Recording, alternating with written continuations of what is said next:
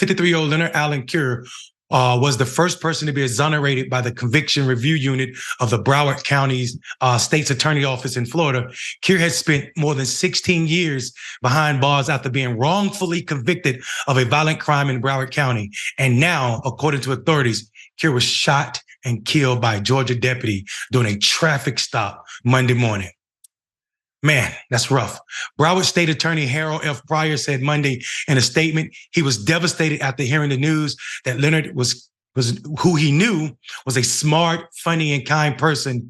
After he was freed, he visited prosecutors at their office and participated in training to help our state staff do their jobs in the fairest and most thorough way possible. Brother, I want to stop right there. I don't know how to talk about this without getting choked up. I'm a mayor in North Carolina.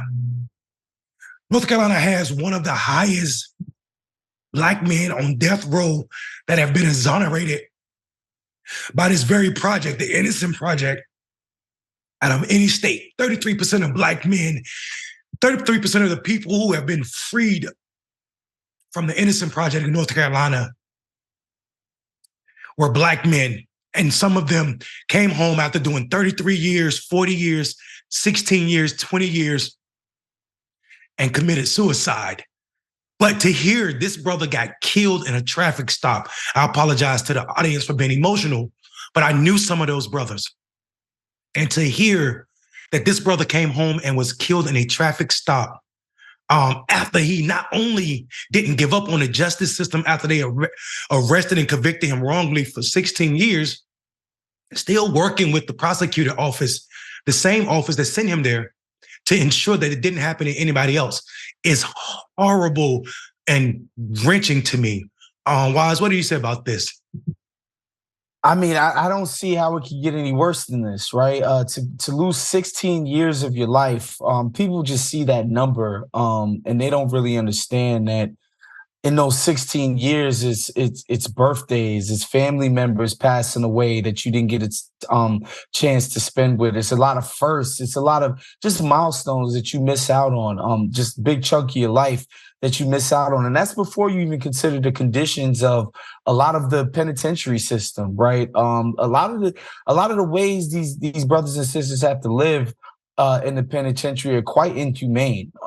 It's quite awful, just the conditions that they have to live with. So you think about those two things compounded with the fact that the guy was wrongfully convicted. It's an injustice that's unspeakable. And now, you know, to have his actual life taken away at a traffic stop with a cop where, you know, everybody watching the show today, whether we can disagree on a million things, but everybody agrees that nobody should walk away from everybody should be able to walk away from a traffic stop.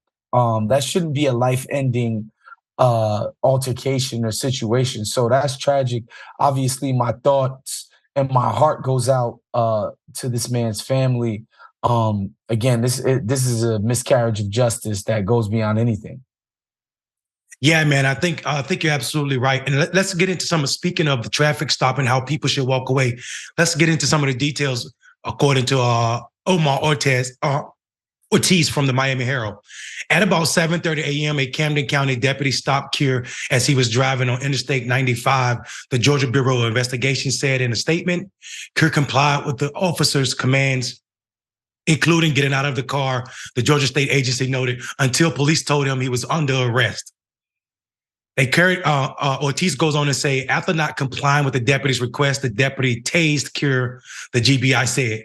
Police say Cure then assaulted the deputy, who subsequently used the taser for a second time and an ASP baton.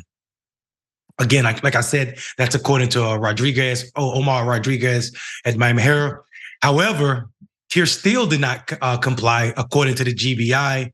The deputy pulled out his handgun and shot Cure. According to the Georgia State Agency, paramedics treated Cure, but he later died. In a Tuesday email, GBI Special Agent Stacey Carson told the Miami Herald that Cure was pulled over and placed under arrest for reckless driving and speeding. Omar Rodriguez Ortiz, this is from the Miami Herald. They said there's video footage, but it's not being released at the time. She said Pryor said Cure was working toward buying his first house and going to college, something that he'll never get to do. He had been working in a job in security. He was hoping to go to college and wanted to work in broadcast radio production. He was buying his first home. This is what Pryor said. And again, it was according to the Miami Herald. Innocent Project of Florida Executive Director Seth Miller, whose organization collaborated with the Conviction Review Unit to get justice for Cure, said his team is also devastated, and in a statement late Monday night added, "We will do all we can to support Lenny's family." Lenny, of course, is Leonardo's nickname, and all who knew him and loved him. According to Miller, Cure had visited his mother in South Florida and was heading back to his home outside of Atlanta when he was killed by deputies. In November 2003, Cure was arrested for the robbery. We should say wrongly arrested for the robbery of a Walgreens drugstore in Dana Beach, and was convicted of armed robbery with a firearm and aggravated assault with a gun the following year. Cure was in his 30s at the time of sentencing, the sentence of life imprisonment, spending more than 16 years. In his 30s, spending more than 16 years, the most important years, could be argued, most important years, being incarcerated. In April 2020, Broward County's Conviction Review Unit found in 2019 to investigate the case. Let me say that clearer. The Conviction Review Unit, founded in 2019 to investigate this cases that warranted a second look, recommended a modification of Cure's sentence to allow for his immediate release as they reviewed his case. Soon after the court for the 17th Judicial Circuit modified Cure's sentence to this time served, he was released. Let me stop right there. I mean, this is part of my problem with organizations finding fault in how people are sentenced, how cases are sentenced. They didn't need to modify his sentence. They need to undo his sentence, because once you find that like there's evidence that show that this case was mishandled, that you guys did something wrong, and they go on to say that there was information that showed that, so they show witnesses multiple pictures of this man to make it look like, or give the idea that he was the person that did it in the lineup, and also when they were trying to identify who was guilty. All of that right there should have said, okay, at this point, we need to redo this trial, which also means at this point, we need to make this an innocent man, not someone that is put out of jail on this idea that we are still trying to review and see what happened. I think people forget that it's this level of muckery in our justice system that make Black men continue to be skeptical of anything that looks like justice in this country. Furthermore, to find out that this man was tased 2 times, then shot without knowing what type of assault, allegedly assaulting, he did to the police officer, and then refusing to show this tape, is why we sit idle and question the GBI, the same agency that did not want to arrest the white man who killed Ahmaud Arbery until there was national social pressure. I think the idea that we can ask us people that look and think like me that we should be silent until we find out what's going on, or until they tell us what's going on, is a bad mixture, my friend. What do you say, Woz? Yeah, absolutely not. These authorities, these institutions have not earned the goodwill of the people. I think, was just born over the course of time that the system is quite broken. If constantly people are falling through the cracks this way.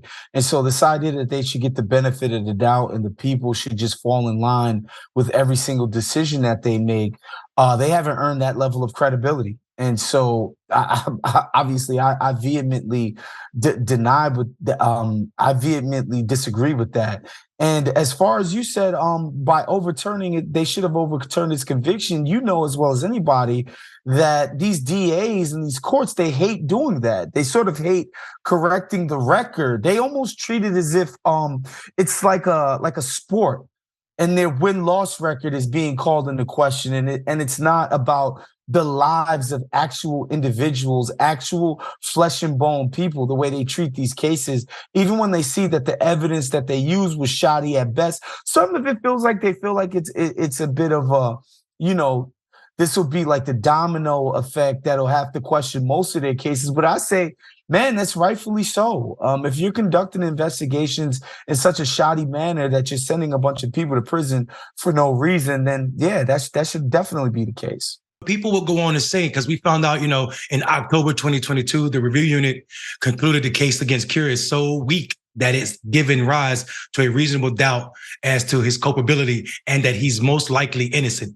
And in December of that same year, the court vacated Cure's judgment and sentence. He was officially exonerated days later. And in June of that year, Florida Governor Ron DeSantis signed a claim bill granting him $817,000 in compensation for his wrongful conviction. That's, of course, according to Omar Ortiz at the Miami Herald. Listen, I don't want people to think that $817,000 is a lot of money for your life. That's about $51,000 a year as salary.